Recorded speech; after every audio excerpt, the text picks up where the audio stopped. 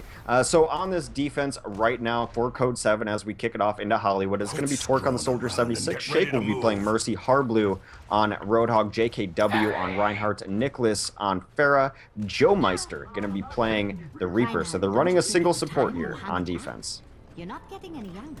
Single support defense has been pretty standard here and about. Sometimes teams will still run the Symmetra and Junkrat, but oftentimes teams do go for the Pharah. Meanwhile, though, taking a look here at the offense coming out from the side of C9. It's going to be Kai on the Zarya, Adam on Mercy, Reaver on the Widowmaker, Debit on Reinhardt, Surefour on the Pharah, and Grego going to be in the Roadhog. So, again, C9 putting their hopes and dreams on the Reaver, hoping that he can get the all-important first pick, and we'll see if he can do it here. And if the Code7 side is ready.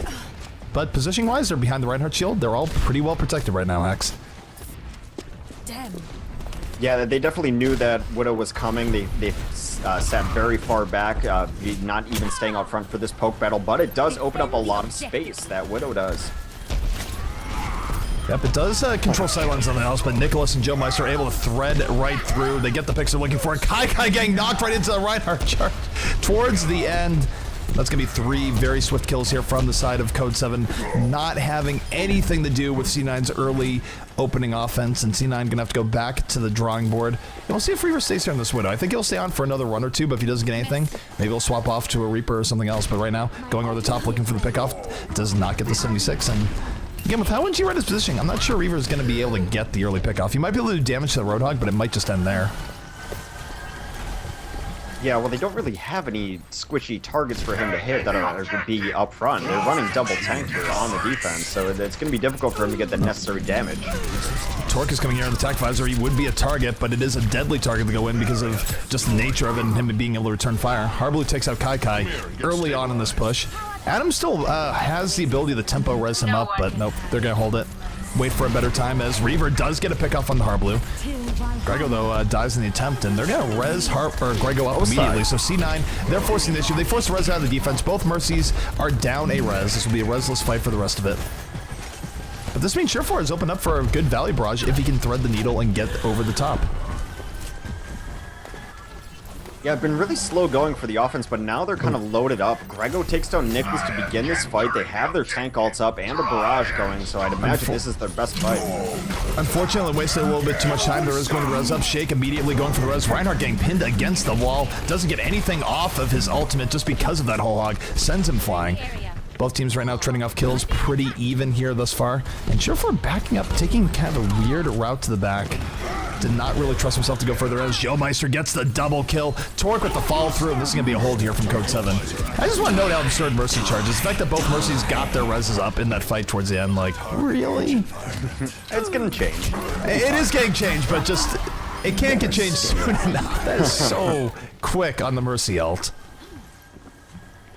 Yeah, I mean, that's why she's the highest picked hero in all of professional play. I think she's at like a 98.5% pick rate. You kind of have to run a Mercy. They're the only team that doesn't run her like all the time is Rogue, and they've seen different results out of that idea as well. Well, for C9, this is definitely do or die. They need to move in here sooner rather than later. They do have Graviton Surge at the ready. But look at how Code7's positioning. They're not giving up any value Graviton spots. They know Kaikai's looking for it. Adam gets picked off in the back by Harblue. Harblue with a characteristic big pickoff. Reaver, though, coming in, coming alive, gets a double kill. But again, look at Shake. Shake's going to be able to res here. And Adam's dead. He's not in this fight. So as good as Reaver did, do they have the follow through? Debit's going to go down. Justice raining from Nicholas, stopping the Earth Shatter in its tracks. And Code7 going to bring this back. And I tell you, the key part to that was that Harblue was able to get the pick off on the Adam while Shake remained alive. Well, Adam and Surefour went to the cafe to try to take that positioning away, and they just lost the fight. They lost the fight that they needed to win there for that offense to be successful. They got cleaned up, and without your Mercy and without your main DPS, you're going to struggle all throughout. The res comes in late. This is it. This is it for Cloud9. Oh, Earthshatter comes down here from the defense. They're trying to clean it up. Nicholas takes out Surefour with a big mid-air rocket. And when Surefour is losing your fair v fair battle, it's not going to end well. Torque just goes crazy at the attack visor, takes out 3, including Adam.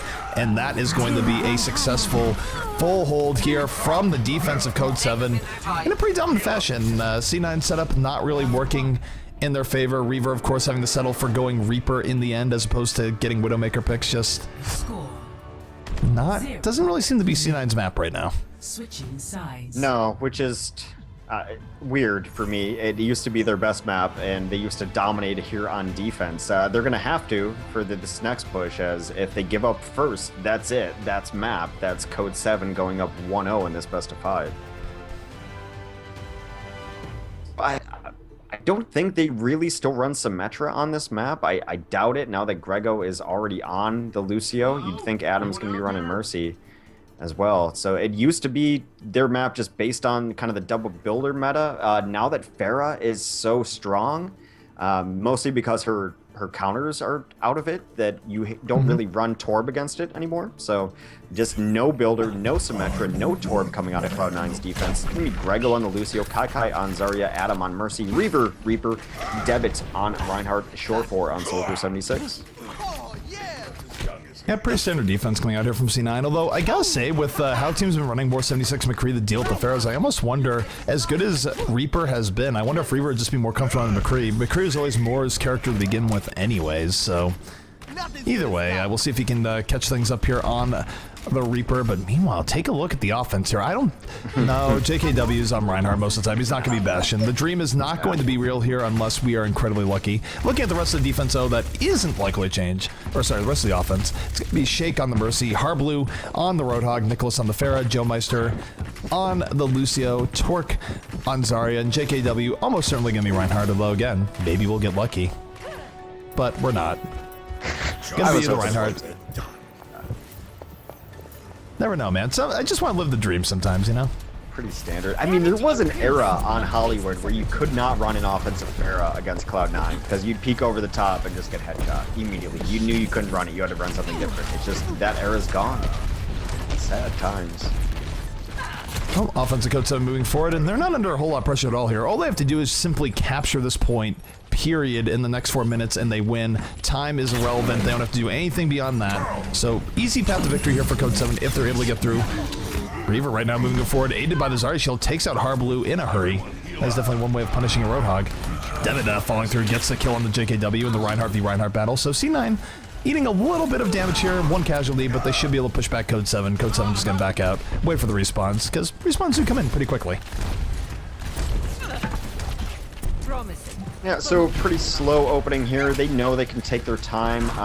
Granted, it's only 3 minutes to cap this. That's the kind of the clock that is put on them. No ultimates up. They're going to slow push this, though, as both tanks takes positioning up front.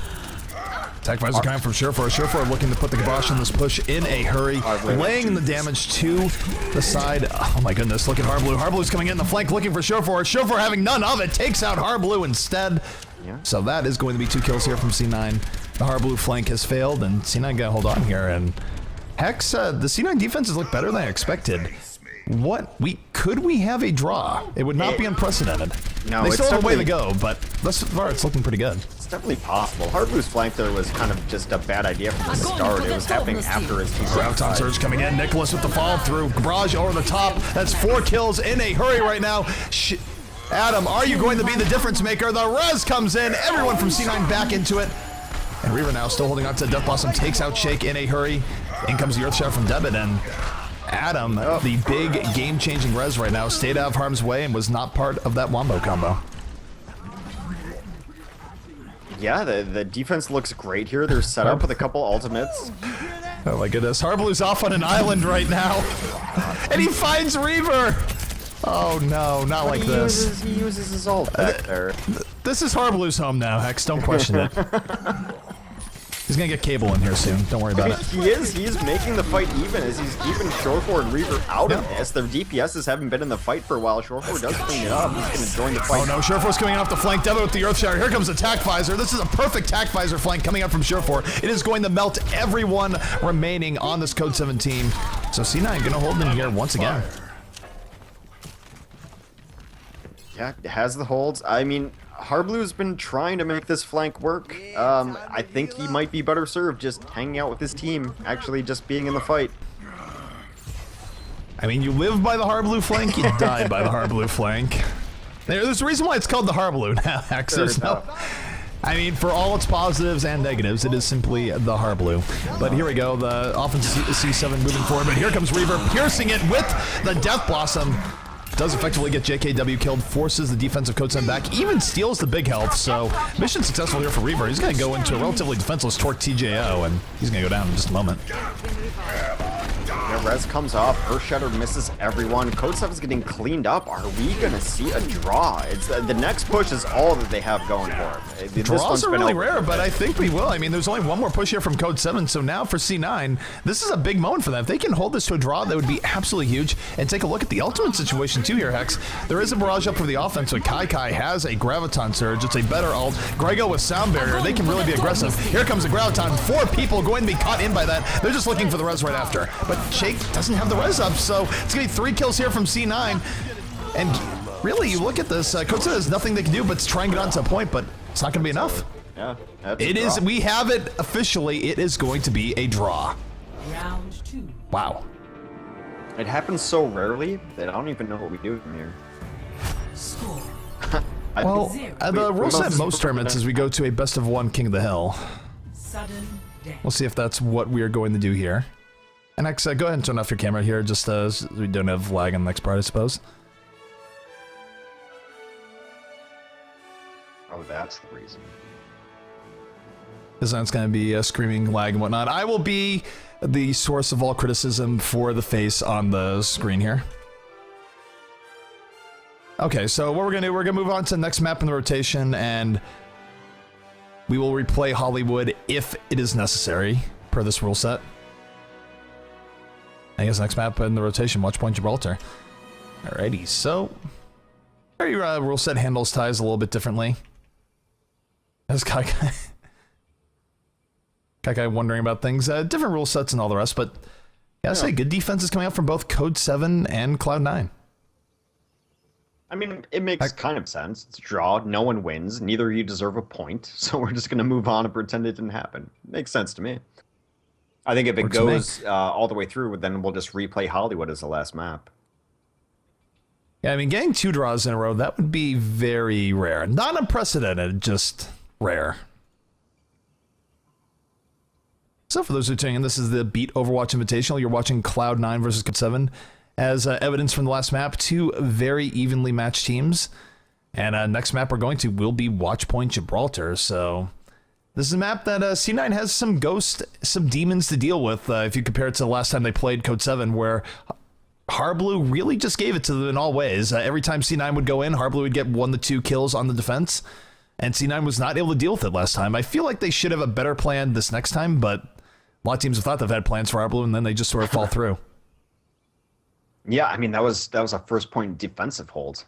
Now, while I can't kick in on the cast being on camera or anything like that, I would like to at least mention our sponsors. It would not be a Hexcast without it. So we are sponsored by, of course, mainly Soylent. Also, we're sponsored by Matcherino, PvP Live, Steel Series, and Twitch. Exclamation point Matcherino will bring you to our Matcherino page. Enter BEAT for the coupon code. Throw $1 into the prize pool on Matcherino's dime. Of course, Matcherino sponsors eSports crowdfunding. It's amazing. You know what Matcherino is. PvP Live. Check them out daily for your eSports news. Steel Series, keyboard, mice, etc. are great for that. Soylent is another option. Rather than having to cook food, you can just drink it. You're all set there. And then you know what Twitch is. You're already on Twitch. So thank you to our sponsors very much. We are in the grand finals of the Beat Invitational.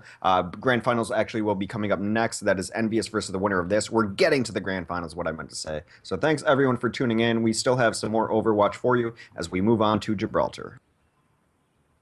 Oh man, a little bit of entertainment here in the lobby chat. I think players might be a little bit triggered by the terminology here, even though it is a 50-50 thing. Oh, we're coin flipping to side sides. We are. I didn't even want to say the phrase, but yes, we are coin flipping to decide who gets side choice here. But anytime you say the phrase coin flip, people just get flashbacks to their time in competitive queue, and they start just seizing up. They fall to the ground. They have seizures. It's a mess. Sometimes in esports, you just got to give it up to the RNG gods. And those who have not been broken by RNG yet, just play more Hearthstone. Eventually, you'll either be crumbled by the RNG weight or you'll laugh at it. I'm at the point of hysteria. I just laugh at RNG now. I mean, for Hearthstone, you just expect the absolute worst to happen at all times, and yeah, if it happens, it's that. awesome because you expect it. If it doesn't happen, well, congratulations, you might actually win the game. I said earlier that Reaver was the best sniper, but I think Ragnaros is actually the best sniper, as if I have 7 Oh, minions on board, he God, will still hit my face for lethal. Hex, it took so much therapy to undo some of the memories you're dredging up right now. And also, I'm going to recall you real quick, because the Comcast demon is attacking.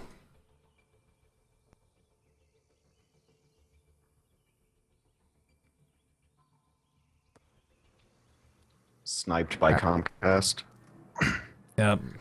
You say Ragnaros is the best sniper, but really, does he have anything on the one and only known as Comcast?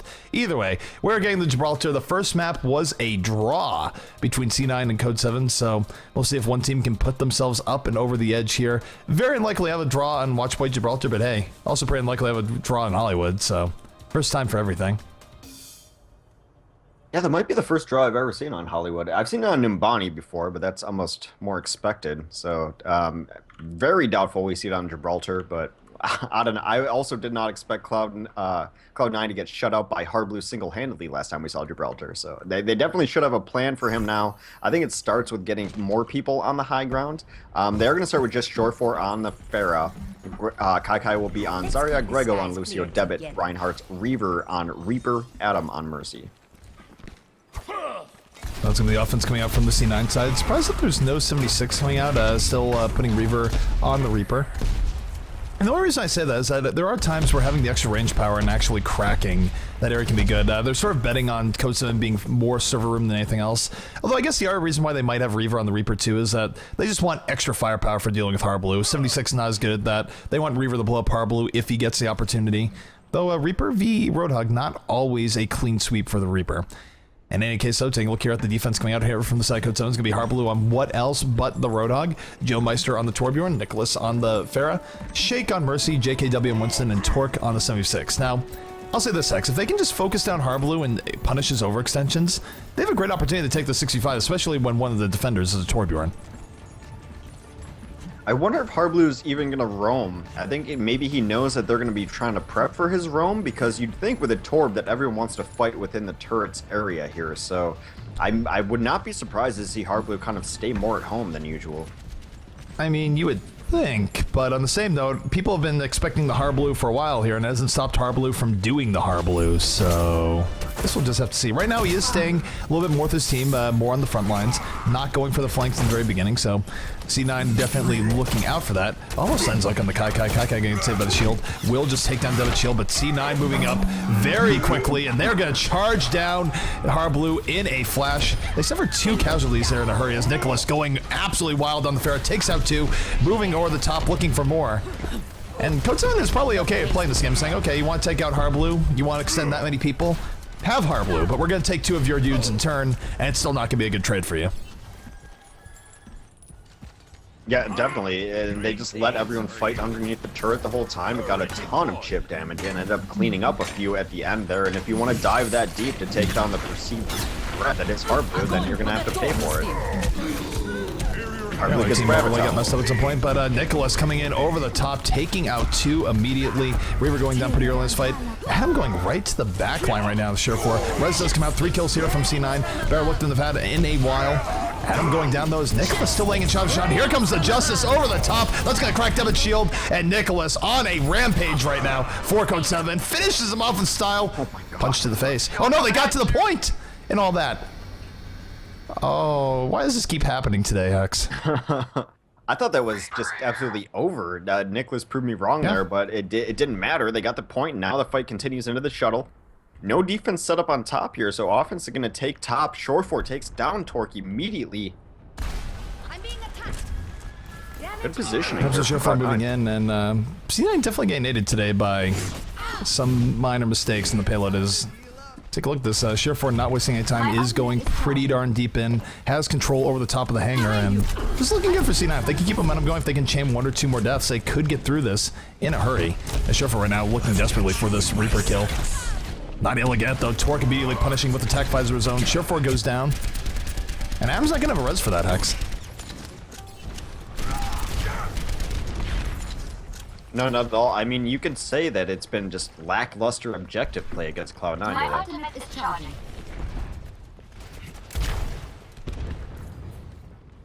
So defense is going to get a chance to fully set up. Code7 back in the driver's seat. Look at the ults here, though. Grego's going to be able to go for Soundbear in a moment, and that's going to give a lot of room here for C9. This isn't necessarily the easiest fight coming up here, and here comes Soundbear. Reaver now looking for his opportunity, getting on to his counterpart, going to force out the Wraith for him. And here comes Death Blossom whirlwinding right in. Going to get booped back, but not before being a big part of why JKW went down. As Surefour right now, raining rockets from above, will go down. Adam, are you here for the res? Adam is here for the res.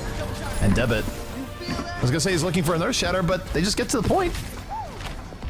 Yeah, well, I mean, they took out Shake halfway through that fight, too, so they were able to get the resurrection, whereas the defense was not. Now they're in a very aggressive position as Surefour is raining damage-boosted rockets, trying to keep them back. They want to get it around the bend at the very least on this point, otherwise you can get really choked out here. They got good momentum going through, so Cloud9 is going to be able to push this at least momentarily. I will not waste this opportunity. Yep, Nicholas right now looking for poke here on the fair, and a big Earth Shot from JKW knocks down everyone on the C9 side, sets them up for 2 kills from Nicholas. Adam now in the crosshairs, gonna have to run away in a hurry. Good stuff coming out here from the side of Code7 to keep C9 back. Beautiful Earth Shatter too. We do have Reaver coming up on the Widowmaker, could make some game-changing plays. I'm always so excited to see Reaver on the Widow. It's offensive Widow on Gibraltar is great here. If he can get this top ground where Hardblue is right now, that's where he's going.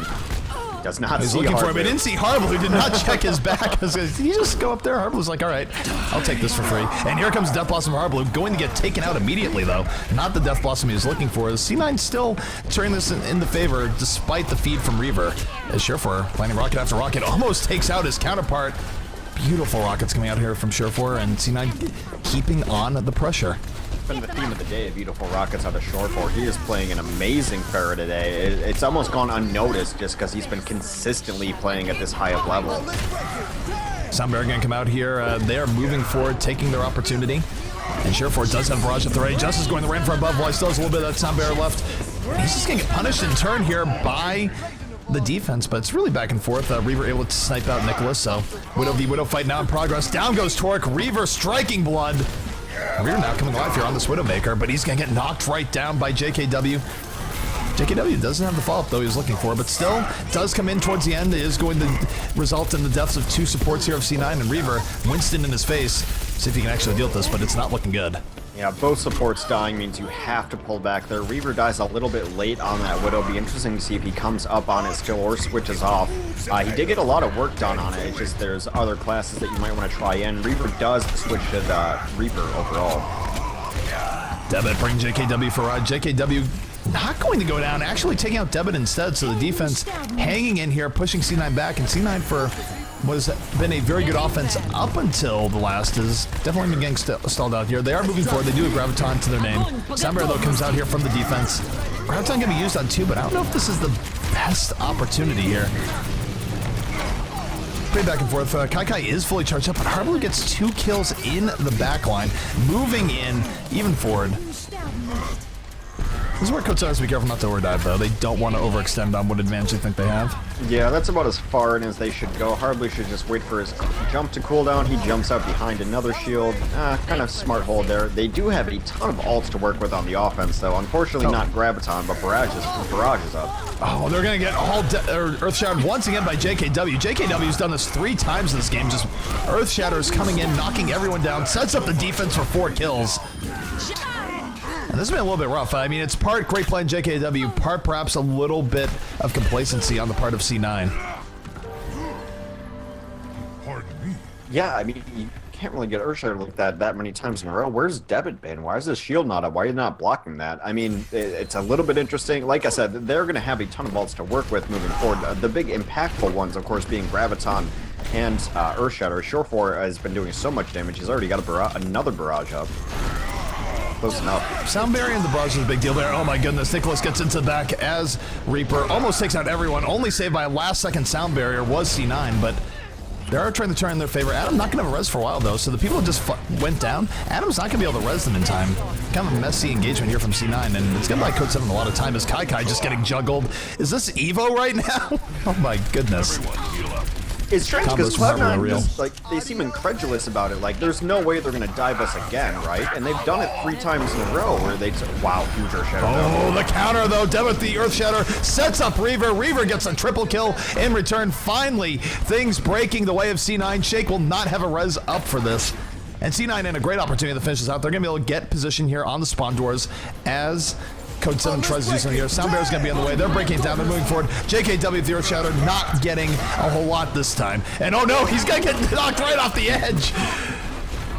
That is not what he wanted at least. Some say JKW is traveling the world to this day, but C9 going to cap it with 1:47 remaining here on the clock.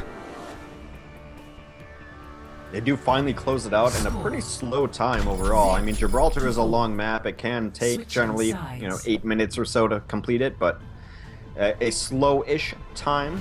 We'll see what Code7 has on the offense here. If they can beat 8:15, 8:13, I rounded up.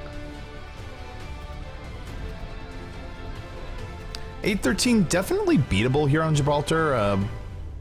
Certainly not the fastest of time set by C9, but we've seen C9 have beautiful defenses too just before the hangars, so you can't really take anything for granted on this map. Even when you do finish out the map, or sorry, even when you do defend for quite a while, if you don't defend on hangar, there's always a threat that you sort of get full held there, so well, gonna be tough here for Code7, though definitely beatable.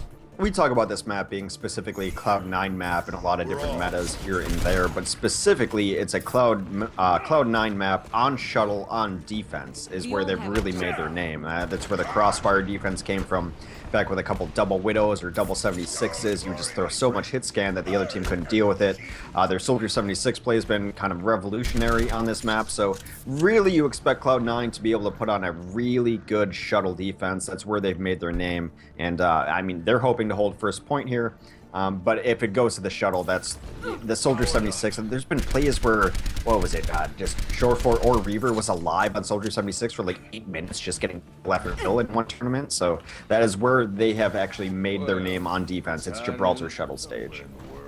We'll take a look at that defense. It's going to be Grego on the 76, Reaver on the Reaper, Debit on Reinhardt, Kai on the Zarya, Adam on the Mercy, and Surefort going to be on the McCree. So, interesting setup here. You don't usually see Grego on... I mean, he has been on 76 and on Widow and stuff from time to time, but hasn't seen it as much recently. But they will be running both the McCree and 76 on the defense, and Reaver going to be a little bit of extra hit scan support in the server room. I mean, if you're going to run a single support meta, you have to find something that your Lucio can play. You look at Envious, and it's definitely been Harry Hook rocking a really good 76. We'll see if Grego can pull that off as well. Defensively for Code7, they're going to run a Widow. It's going to be Torque. See if he can get anything work done as well from this server room defense. Well, Reaver knows who the problem is. He immediately focuses down Harblue, and I think that's pretty much what Reaver is going to be doing here, and part of the reason why he is on Reaper as opposed to being on anything else, he is going to be using this Reaper to just focus down Harblue whenever he can. It's going to be his #1 target here, and why not, given what he's done, is Share4, just good solid McCree poke, able to take out Joe Meister, and let me tell you, as a Lucio, there's nothing you hate more than McCree trying to shoot you. That burst damage is absolutely lethal. Well, they all do rotate to the high ground here. Harblue's going to try to enter with a hook pick. He knows where Reaver is. He knows where Reaver is, but is it going to help him? He will get the hook towards the end, and Reaver should have just backed out. He got the early damage. He could have backed out towards the end. He gave Harblue the free pick, and now it's 65 in favor of Code7, and we'll see if they have what it takes to take advantage of the situation. As they're moving forward, they're bombing right into the server room. They take out Share4 and Adam. There's not going to be a res from C9, and that was it. That was a beautiful engage here coming out from the side of Code7, and they should be able to just push this in. The only thing that's not in their favor is how far back the payload is. C9 might have a final opportunity to actually contest this. Yeah, nice early kill, though, on Adam, and Shore4 takes out the heart of this Cloud9 team as they push forward here. It is just, I mean, it's 4v6 right now. Reaver's going to join in. They are trading out well. Yeah, the problem there for Code7, they just had no one on the payload, so they weren't able to capitalize on their advantage. They do get 2 kills here towards the end, so they still might be able to do it, but there's going to be more of a fight than they probably were bargaining for. Devitt still holding on the Earth Shadow, does have it up. Going to use it, gets absolutely nothing from it. I think he thought he would get 2 people, but just not going his way. Adam goes down once again, down goes Share4, and Code7 is absolutely about to start the hanger phase. Yeah, we'll see if Cloud9 can even get in good position here. And they do have the Reaper up. He's hanging out in the shuttle, but they need to take this top ground. Nicholas is already going to be up there on his Pharah, so losing late in that fight really hurt them in the next phase of this. Reaper just hanging out, biding his time, and he's going to go right into Harblue. Found his target, but Harblue says, hello, you found me, but can you actually deal with it? He cannot, and Harblue's just going to sneak away. That's part of the problem here with Reaper versus Roadhog, is that you'd think Reaper would be a counter, but in a lot of ways, not really. Yeah, I mean, he's susceptible to hooks just like everyone else is. He can Wraith away, but it is on a longer cooldown than Hook, so you can always double hook him. Debit gets charged in, Debit recharges. And look at Torque, by the way, now in the offensive Widow, able to take out Debit. This is a lot of momentum here for C7. They are moving forward as they will. Graviton comes out, gets two people in it, but he's able to take out Kai Kai. Kai Kai not able to be his own fall through. Reaver goes in, able to take out JKW. So Reaver getting a little bit done there. Rezo comes up, it's gonna do what he just did. He gets the back, takes out Shake. Death Blossom on the way out from Reaver, and this might be the best life he's had on Reaper all day long. It's a triple kill. Nicholas trying to return fire on the barrage, does take out two on his own. So despite some of the hooks from Reaver there, still not looking too bad here for C7 as Harblue and Nicholas gonna clean up. Yeah, it was a 2v2 for a while with Nicholas and Harblue in there, and they both were able to stay alive, and then Nicholas with the barrage able to clean it up, so they do get the last push they needed, reinforced pretty late by their own Lucio. Now they've got nice momentum, take out both supports for Cloud9. My ultimate is charging. That's Harblue moving forward. He's about to have Whole Hog at the ready here in just a moment. He'll be able to use that to crack the Reinhardt shield and keep him back if they decide to push up that far. The problem is for Code7 right now is that they would like to push up this far, but they also need to push up the card, and the card is being a problem here, and oh my goodness, he's able to hook Reinhardt back. Doesn't get a whole lot from it, but still can't believe that hook hit. It accomplishes putting fear in the heart of that Reinhardt. He's now afraid of hooks. So Whole Hog comes in from Harblue as he goes onto the flank. He's trying to get a little more done here. He's all alone out there. They're going to Soundbarrier, though, to initiate this fight further. Soundbarrier does come in. They're looking to just add on if they can. Debit hanging on to his Earth Shatter, almost going down in turn. Harblue on the double kill. Nicholas over the top, able to take that out, and Harblue was able to take out Adam there, so this is going to be it. Code7 going to beat C9's time with authority. Over 3 minutes remaining. And that is going to be first blood of the series going in favor of Code7, up 1-0 now over C9, with of course the draw looming over everyone's heads. I mean, Harblue's gonna Harblue, and if you don't have a Harblue to Harblue, then you're gonna get Harblued. Another great game from him too. I mean, I guess he just really digs that map. He didn't get like, it wasn't as astonishing as his first game, but he was always a constant threat. Got a lot of kills towards the end. Actually, his ults there were probably what kept him alive the most. Some really nice uses of ults, not holding on to it too long. I believe they're changing how that charges in the future, but for now, just go whole hog whenever it's up. Well, they're changing it, but it's not as much of a nerf as people think because they're making self-healing give you ult charge. So even though they reduce it by 45%, don't forget that now Roadhog in the next patch is going to be able to just heal himself and gain a whole ton of ult as well. Overall, it charges slower than it does now, but not as much as you might think by the patch note. So long as Roadhog is still getting good self-healing on himself, because 300 of healing, that is a lot of ult charge. Yeah, self-healing will also probably make Mercy's res charge just as fast too. I mean, if that does count into it. And I mean, it's a good thing that Mei is getting a faster alt charge, because sometimes I'm playing a game of Overwatch and Blizzard's not on the map, and that just seems wrong. I think she should have it at 100% all the time. Blizzard charges way too fast is what I'm saying. It's kind of weird. I mean, people think that Mei needs something extra. She does. To No, I really, agree with you, but is more Blizzards really what she needs? Right. I mean, maybe Blizzard can be a strong zoning ult, but it's not. Historically, it hasn't been the impact ult that some of the other ults in the games have been. So right, but it does might not be the worst if she has that more often. We'll have to see. But it already charges super fast. Just, I don't know. I give her. I don't know, something more. I agree that Mei needs something more, but I don't think giving her ult all the time is the right way to do it. Anyway, we're going to Lijiang. My Mei prejudice is aside. I'm sorry, Chad. I'm sure there's all sorts of Mei is Bay going on there. But we're headed to Lijiang. Code7 up 1-0 versus Cloud9 in this best of 5. Very even sets up between both teams right now, aside from that last part in Gibraltar, which was pretty heavily dominated by Code7. But before that, both teams have given us some good looks. Of course, we had the draw in Hollywood. I think if you go by history and now just map here, it's definitely leaning in Code7's favor, but King of the Hill, always a wild card. We'll see if C9 has what it takes to bring this back in their favor. It's always interesting to see what people want to run on this. A lot of times it is a mirror match. A lot of times Mercy can get kind of forgotten in King of the Hill, but it looks like both teams are going to run that. Shore 4 on the McCree is something I'm really looking forward to seeing, but I don't know. I guess the rest of this roster is going to be Kai on the Reaper, Grego on Lucio, Shore 4 on the McCree, as I mentioned. Reaver will be playing Soldier 76 for Cloud9, Debit will be playing Zarya, and Adam on the Mercy. Looks like Code7 wants to run that Pharah. Alright, Code7 is going to be running the Pharah. Meanwhile, taking a look here at the C9 side, it's going to be Adam on the Mercy. Debit on... Wait, did you just read off C9? I'm just... Yeah, no, I did you just read off a second? I got okay, right off C. Okay. Looking at the Code7 side, it's like, wait a second, Code7. Either way, it's gonna be Torque on the 76, Shake on the Mercy, JKW on the Zarya, Harblue on Reaper, Nicholas on Pharah, and Joe Meister gonna be on Lucia. It gets really hard when both teams are C numbered. I know, it's just the Code7 clan. I was like, wait a second, what have we done here? Very aggressive, though, coming out from Code7 as they start bullying them back on this initial courtyard fight. JKW is fully charged. He is lit up, trying to get some damage done. Gets the first kill. Harblue does on Kai. Yep, Harblue able to start Code7 with a bang, showing that he's not only a one-trick pony on the Roadhog. It's one pick-off, but it's a big pick-off because it allows Code7 to get first control of this. Harblue just going to speed boost to the big health, gets it, fully recharges, fully goes down the Share 4. That's a couple quick saves for Cloud9. Now it's 6v4. They're going to look to take this point back. They should be able to bully him out here. Yeah, they're moving right onto it. They're getting what they need to get here. Nicholas and Torque both going down, and C9 turning this back in their favor in a hurry. Terrible ult from Nicholas. I mean, maybe I thought he was going to switch off the Pharah. That's how bad that looked. He did it when they were 3v6 and got nothing out of it. There's no way you're going to live as Pharah in that situation without any support. I press Q to die.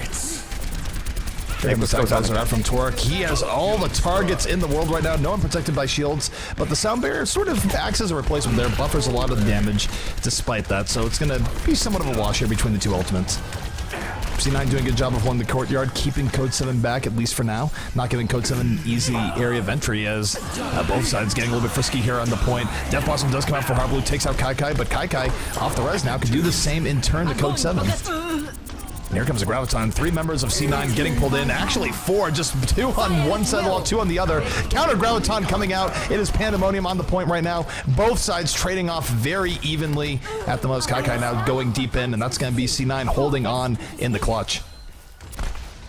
Yeah, there was no follow-up to that Graviton. JKW hit it, then he died immediately. I think he had designs on being his own follow-up to that. It just wasn't there. The res came too late to provide any follow-up for that, as it takes a couple seconds to bring people back alive. So, overall so far in this fight, or in this map, actually, Code7's used their ults pretty poorly.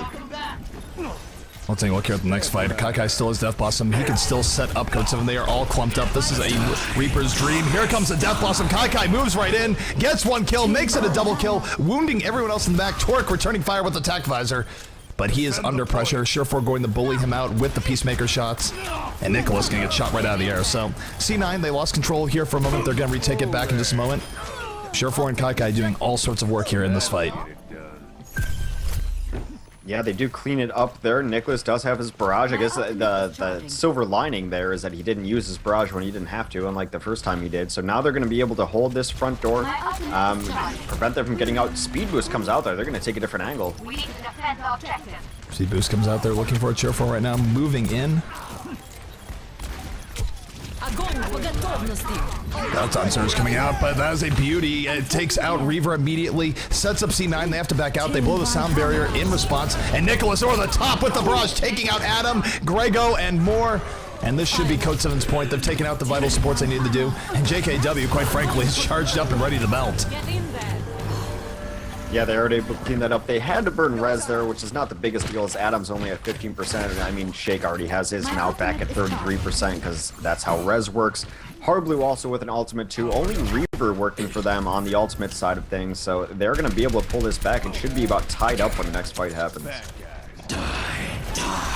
Barrage or Death Blast coming in from Harblue takes out 3 immediately. Just comes out of nowhere, whirlwinding into them, collecting all the C9 skulls there. So that sometimes Harblue comes out of nowhere.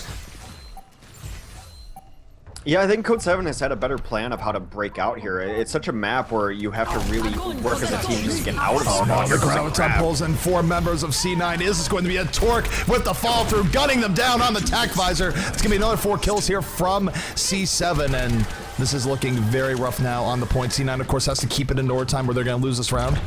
And just like that, they're going to lose this round after what was a very promising start.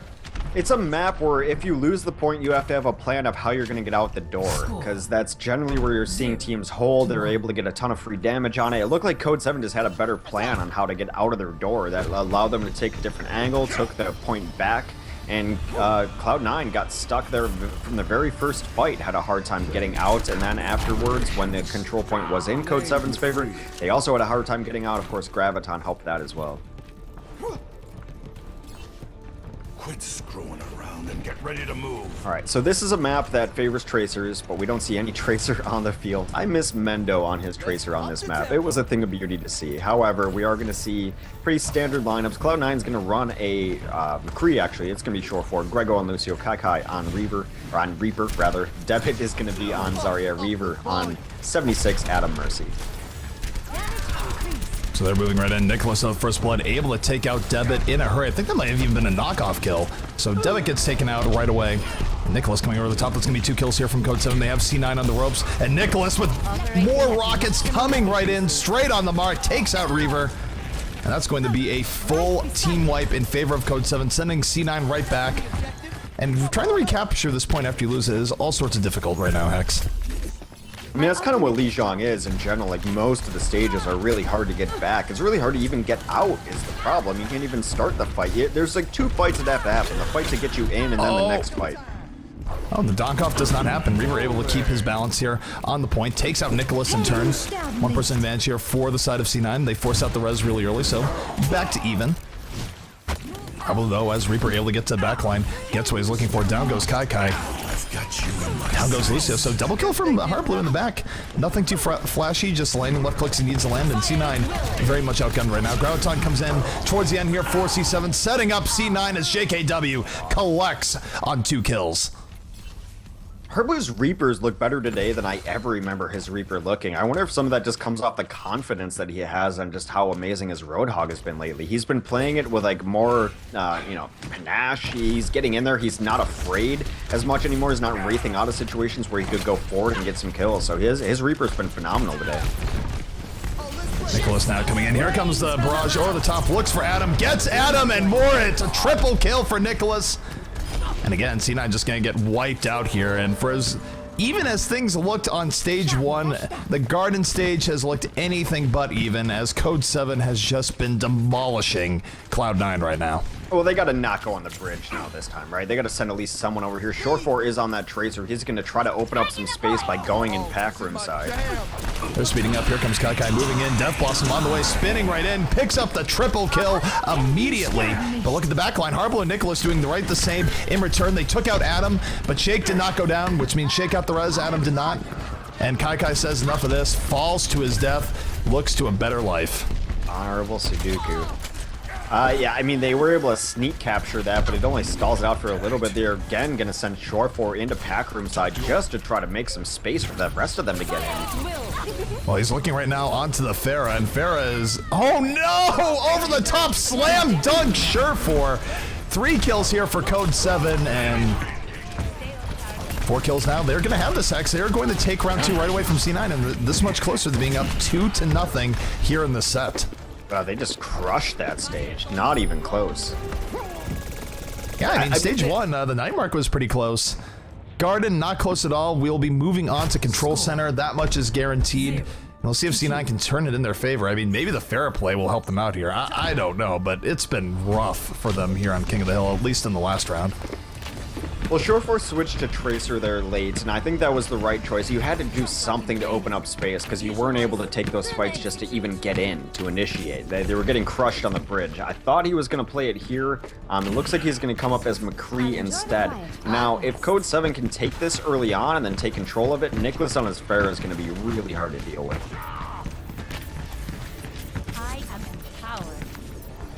Why not more Tracers? I think this is a great... Lijiang's great for Tracers. Don't switch to it late. Be Tracer all the time. Pulse Bomb's important. Damage increase. Did someone call a doctor? Alright, so Nicholas moving forward with the early poke. He had a great round on the Garden. We'll see if he can keep it up here. Both sides trading up poke to begin with. Note the Cheer4 not on a Pharah. Cheer4 instead still hanging out onto the Kree. Looking for what he can get here. Going to get stymied though by the Zarya shield. Still takes out Joe Meister. A beautiful flick to take him out. 5v5 right now between both teams. Looking for the low point first pick, but Harblue gets that backline. Takes out Grego. And slowly but surely off the Hellfire shotguns of Harblue. Code7 is making this work. They do force out the res from Adam. Res comes out from Shik as well. Fight is renewed. But overall, Code7 bullying C9 just a little bit harder. They already have control of the point, and this should be theirs right now. Oh my goodness, Nicholas on a rampage towards the end, picking up the double kill and more. Just rocket after rocket hitting their mark. JKW is glowing so hard, he might be at 200% charge, because he's just been laying in some damage, melting people with his primary. Thanks for the assist. Yeah, here comes that spam from him. Like they're just clearing out the hallway now. No, look at Nicholas. He's going for the barrage right now. They didn't see him. Gets one kill, gets the double kill right away, and say goodnight to the C9. Oh no, is Mercy getting knocked off? No, Mercy, Guardian Angel, trying to get away. She's still floating. She has to shift twice. That's how far she got knocked off, but she will live to fight another day. Well, it's really good for Pharah on this map when you control the point, which they do. So they did not see him over the top. He's able to get a really nice barrage, is Nicholas. Now they have a ton of ult advantage now. Cloud9 in a desperate situation. Reaver able to take out Nicholas here to start this out. So C9 with a slave bear opening, but Harblue again slamming the door. A triple kill. Death Blossom sets up and knocks down C9. The res is going to come out here from Adam, but Shake is still rolling onto his res. He's in the back. Here comes Torque now with the attack visor going in on the unshielded C9 members. Torque able to take out Cheer4, and this... Oh my goodness. Gonna be a double kill here for Torque as he moves in, does even more. Grouton Surge going to set them up, and Code7, it just feels like they're playing on another level right now, these last two King of the Hill rounds. C9 clearly not that comfortable here, and I'm just gonna note, by the way, it was Code7 that was banning out King of the Hill maps. Soundbear coming in from Grego, not with a whole lot of the rest of his team. Kai gets none of it. Only 3 members really benefiting. We'll see if it works out here from C9, but for C9, of course, they have to get on the point period. It is overtime. Nicholas, killing the people that come in, gets a double kill. 4 kills here for Code7, and that is going to be it. They're going to take Lijiang with authority. Yeah, just dominant in every single fight for the last 2 stages. Code7 looking really strong right now. I mean, Nicholas's Pharah looked really good that game. Mostly just their ult timings. They just knew when to hit them. They were definitely getting more value out of the most. And Harblue, like I said, just kind of really surprising on how good his Reaper's been. Actually, I'd say Harblew's leveled up his Reaper game, because there's points where it's been sort of a weakness of his. Yeah. I mean, it's no surprise that we've been saying he's been clutching on Roadhog, but hey, I mean, he keeps having Reaper games like that. It's working out well. It's definitely, we had saw more out of Harblue's Reaper today than we have been seeing out of Reaver's Reaper. Yeah, I think a lot of it is kind of just a confidence thing. Most of the times when we see bad Reaper play, it's people kind of hesitating, not going forward, retreating too often. Sometimes as Reaper, the best way out of a fight is forward. If you just keep going, eat those souls, and click on faces, you're crushing people. And I think he's been playing a more decisive version of his Reaper than he has previously. Maybe that's because he's just been killing it on Roadhog. So we're going to King's Row next. That is Cloud9's choice. We'll see which side that Code7 wants to take now. Code7 preferring to go defense first, so Code7 will be on the defense. They're going to try and stall C9 with a first point defense, and I gotta say, given what we saw in Hollywood, that is entirely possible if they were to hold on point A. It's a little bit harder to do that in Kings Row compared to Hollywood. The distance is shorter, a little bit more offensively favored, but hey, I would not write out this Code7 team right now. They've been playing great, and right now, clearly, they do seem to have an edge on C9. C9 For those who are just tuning in, this is Beat Overwatch Invitational. C9 is facing tournament elimination right now. If they lose Kings Row, that is it. It is all over. It'll be Code7 versus Envious for our grand finals, where I gotta think Code7, if it does come to that, will probably be banning out Dorado. PTSD and all that. Why? What happened to Dorado? Did Code7 lose to Envy and Dorado recently? Gee, if you just blocked this out now, it's just like, we're not going to talk about that. We were told not to bring it up on stream or the channel would get closed down. It was that horrific. I'm pretty sure you can't upload that to the internet. Actually, I think that's probably why my connection's being throttled, is that I supported that entire endeavor. If you did miss it, you should totally Google it. Cloud9 versus Envy Dorado defense. Code9. Imagine Code7. Yeah, well, okay. First time it happened. Code7. If you imagine the worst offensive pub team you've ever been on in Overwatch, and then make it worse somehow. That's how bad Envy beat them on Dorado. It was rough. And even that doesn't give it justice. Alrighty, well, taking a look here at the defense as rolls out here from the side of Code7, and we're going to flip the overweight here before it gets too deep. So, Hex, why don't you tell us what we're seeing here for Cloud9 on the offense? Well, on the offense of Cloud9, it is going to be Kai on his Zarya. Reaver is going to play Reaper. Adam will be on Mercy. Debit, of course, on his Reinhardt. Shore4 will also take to the skies as Pharah, and Grego on Lucio. So as standard can be coming out from Cloud9's offense. Alright, well, taking a look here at the defense coming out from the side Code7 is going to be JKW on the Reinhardt, Jill Meister on the Reaper, Shake on Mercy, Torque on the 76 in the back line, and Harblue on what else but the Roadhog. Nicholas with the aerial support coming in as Pharah. Yeah, they're going deep right now. Shore4 just crunches Nicholas. Yeah, Shore4 not wasting any time. Harblue just getting focused in the back. 3 quick kills coming out from C9. The Blitz offense working out, even with the Mercy. Usually see that with a Lucio or you know, only a Lucio and extra damage, but everything working in their favor. Shake goes down. This is going to be a very quick cap here from C9 as Torque eats a rocket right to the back. So C9, they are going to go down. They are not going to go down without a fight. Shore4 is playing mad. Like, they was super aggro on his Pharah. Then, like, the soldier's jumping away, shoots him in the back with a rocket. Like, he just hit every rocket that he fired in that fight. Moving to payload. Join me. So a really, really quick cap of first. The defense on its back heels right now. They might not even be able to hold first bend. It looks like they're going to have to hold second. They're going to try to initiate this fight now because they know how far back the payload is. Reaver takes down Torque, though. Reaver able to take down Torque, gets a double kill, makes it a triple kill, gets right into the back, and you talk about Shore4 sounding like he's playing mad. Reaver is playing mad as Shore4 and Reaver explode in that fight, just bending Code7 to their will. Feels like a different game right now. This is as good as Cloud9's looked all night. I don't think that Code7's even going to be able to get back here and fight on the second point. They're trying. I don't know if it's going to be the best idea. Reaver's way deep right now, gets taken out early. That's rough. There's Reaver perhaps a little bit too deep there, and the thing is about going that deep is that now there's opportunity for Code7 to actually defend this before the checkpoint. The payload was so far back that C9 wasn't able to finish it out yet. Shore4, of course, is holding on to the barrage, might be using here in just a moment.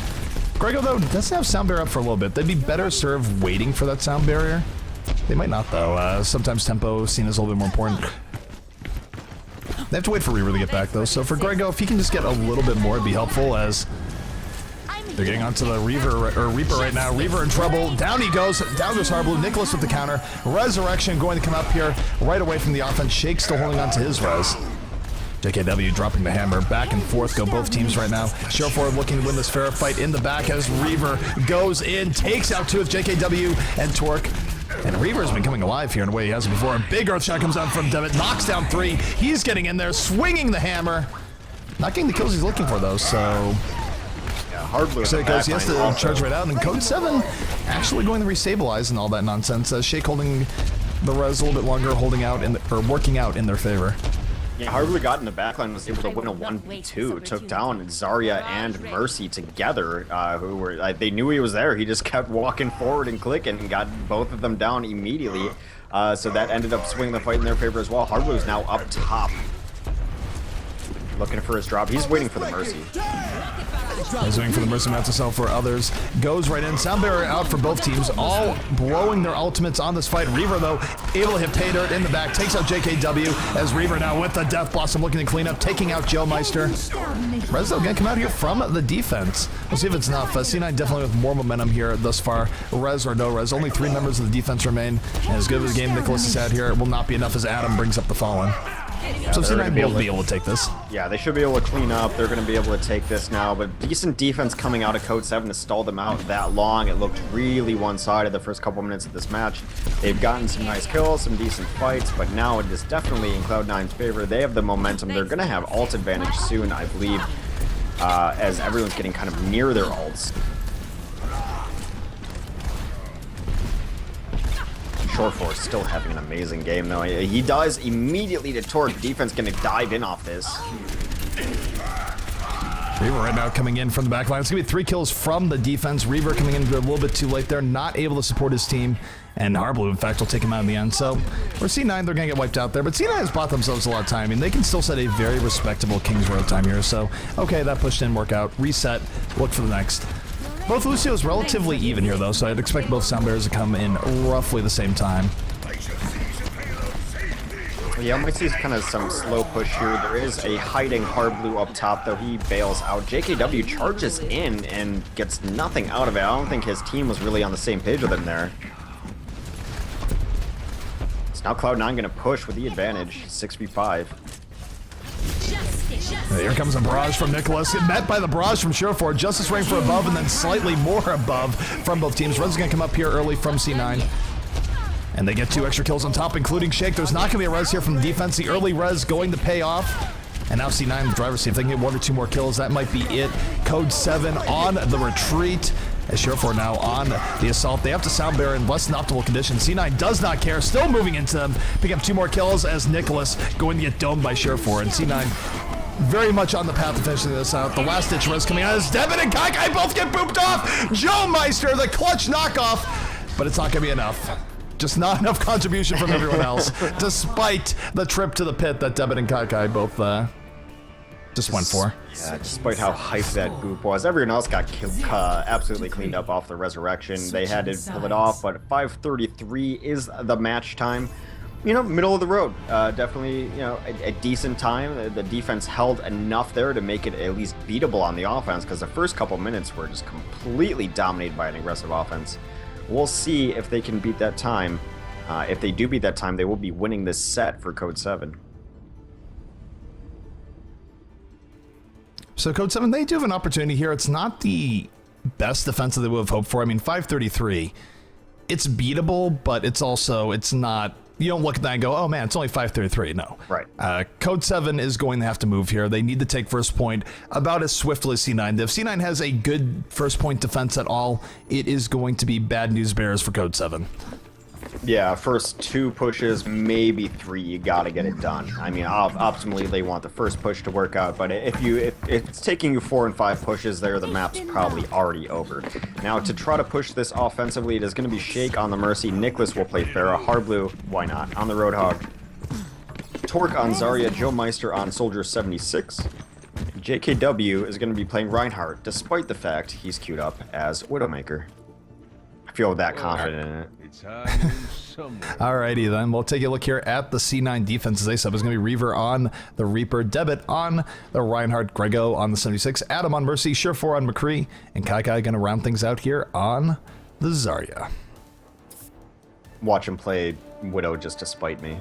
I don't think I've ever seen him on Widow, though. He's only played, like, Reinhardt and other tanks. Yeah, there we go. Whew. Maybe he does it for the vision. Maybe he does it the best of the casters. A little bit column A, a little bit column B.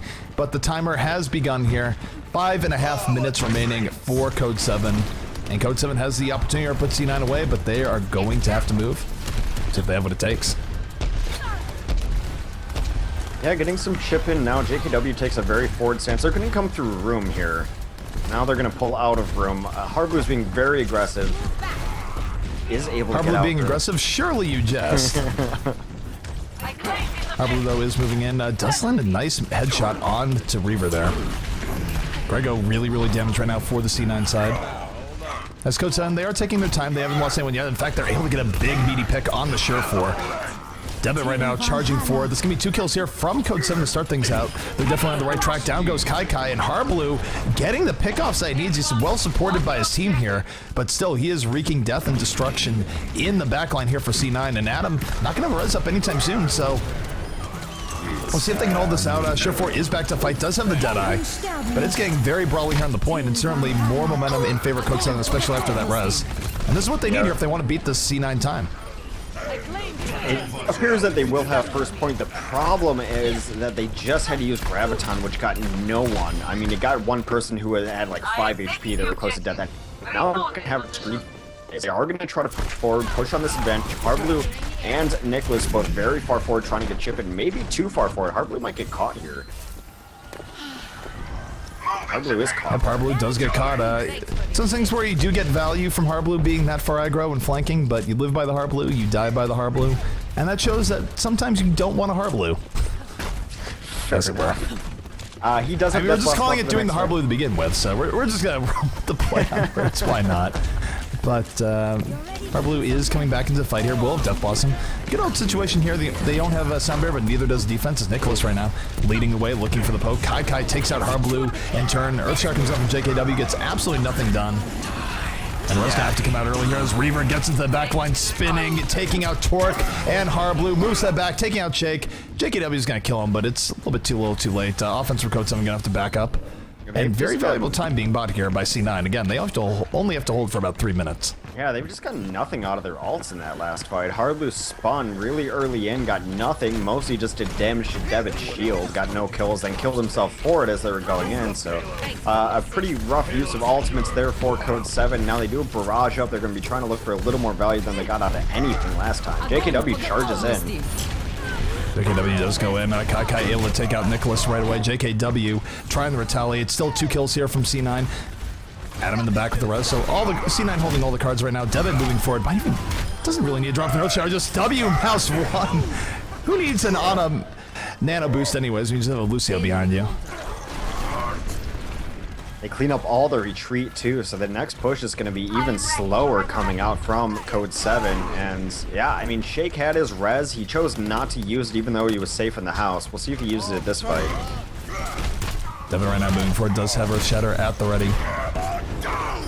JKW goes for the Earth Shatter, gets absolutely nothing, comes up in time, and that's a 4-person Earth Shatter from Devitt, setting up Code7. See if it's not, but certainly looking good for C9. Sure4 with the cherry on top, Barrage over the top, taking out 2. And C9, I think you look at the overall time here, they're coming very, very close. If they get one more team wipe, it's going to be it. Even if Code7 is able to get the next team fight, it's going to be deathly close for them. Yeah, absolutely running out of time here. Their best bet is to get a giant Death Blossom from Harblue, who is charging up right now. We'll see what flank he chooses to take on the next fight here, but there's going to be a Sounder from both sides. Reaver moves forward, takes out Torque. And C9 again, if they even just evenly match this to slightly losing, they're going to have this in a hurry. Harblue under assault will get taken out by Reaver. Reaver has Death Blossom now charged up. I'm not going to challenge that directly, but will challenge him as he comes in. Nope, decides to back out. Again, the problem here is that you look at Kai melting things, grabs 2 into the Graviton, Sure4 the fall through from above. And that's it. GG should be out here any moment. A minute left. Code7 is not going to be able to get to the end now. No, not with that last fight kind of happening the way it did. They just retreat just so they can call GG's in safety. That is going to be Cloud9's map. Alright, so GG's are called. We are going back to lobby, and that is going to be a map to C9. So C9 trying to claw their way right back into this thing. And next map is going to be, we already played Hollywood, by the way. Hollywood was a draw. There was a very good opportunity there for Code7 to put away C9. They weren't able to take it. Both teams drew out, so that means the final map here will be Nepal. Unless, am I crazy? Was it Nambani instead of Nepal? Okay, you know, I'm not, it is Nambani. I'm wrong. That was Nepal for some reason, but will in fact be Nambani, so I stand corrected. Still another end map, though. You were close enough. Yeah, Nimbani's weird. Well, we'll see what goes on in Nimbani. I was actually a little surprised just based on how teams played it earlier offensively. It is a map where you generally see D.Va and Winston going for the top dive, but we saw a little slower push come out. Really could go all over the place. I have no idea what either of these teams is going to run. I would say that Cloud9 is going to run a Torb because it's been something similar to their style in the past, but then we just saw Hollywood without either a Symmetra or a Torb, and that ended on a draw. I don't know. I think Numbani has all the makings for a draw just based on what we saw from Hollywood.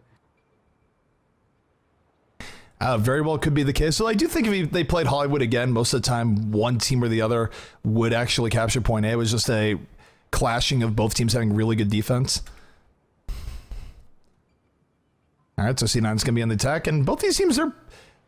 I don't even see the point of asking them attack or defense right now because Code7 clearly prefers defense, C9 prefers attack, so regardless of who chooses, it's going to be C9 on the attack first right now, at least the last few maps. Whatever, both teams have their preferences. We're going to be moving into it. Next map, Numbani, where Code7 looking to put it away. C9 looking to fight to stay alive and stay in it here in the Beat Overwatch Invitational. Yeah, of course, the winner of this set does move on to our grand final, so plenty more Overwatch in the future for you. They will be fighting against Envious. Can Envious continue the reign of terror, or is there an underdog story in the making? You'll have to find out. I think both of these teams have a shot at taking a map at the very least off Envious, and, you know, one map could turn into two. We'll see. On defense, though, for Code7 on this Numbani, it is going to be Harblu. Oddly enough, not on Roadhog. He's going to be playing Torb. Joe Meister is on the Roadhog. Shake will be playing Mercy. Torque on Soldier 76. JKW on the defensive Winston. Nicholas on Pharah. So yeah, they're running a Roadhog, and it's not Harblu.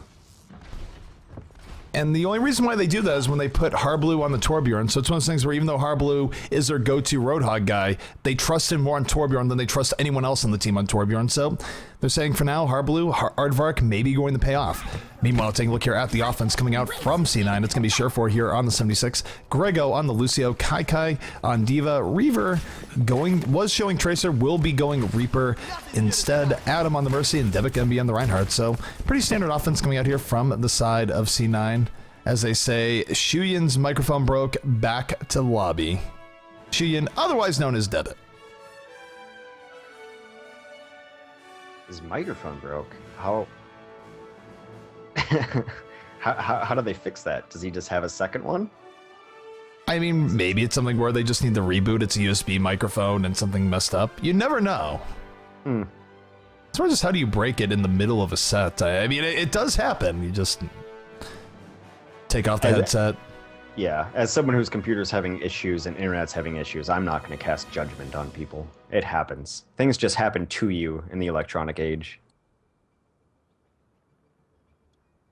It was interesting, though, that they were running a Diva without a Winston, though. Kind of just a solo Diva is not something you generally see on Numbani. No, definitely. I'm just thinking about Numbani defenses in general. It is... I still wonder about the wisdom of putting Harblu on Torbjorn. Just because, sure, I get that he might be the best Torbjorn player, but overall, his Roadhog play has been phenomenal, and clearly at a level that most people don't go to. And, you know, it's not that Joe Meister's going to play it bad at all, but, you know, Harblu's been the hot hand on Roadhog. Why not throw him on it there? It does seem strange, but maybe it's just like... I think your Torb is very dependent on if you can really deal with the damage fall off. I know Cloud9 had talked about what the players they ran on Torb. I think it was Grego. They spent a ton of time just making sure that his primary, that he was hitting most of them, his left click, not his right click, because it is kind of different. It feels different. It's a projectile. It has fall off. It's strange. So maybe just his work on the Torb primary is that much better than Joe Meister's, because usually Joe Meister is their flex as well. So it is an interesting thing to keep looking at. So we're covering this with you guys up to the minute here. They're saying he has to find a new microphone because it's broke. 1 second. So what we're going to do here, we're going to take a short break. We'll be back as soon as they are ready. This is the Beat Overwatch Invitation. We'll be back as soon as Debit has found his microphone. The drama continues.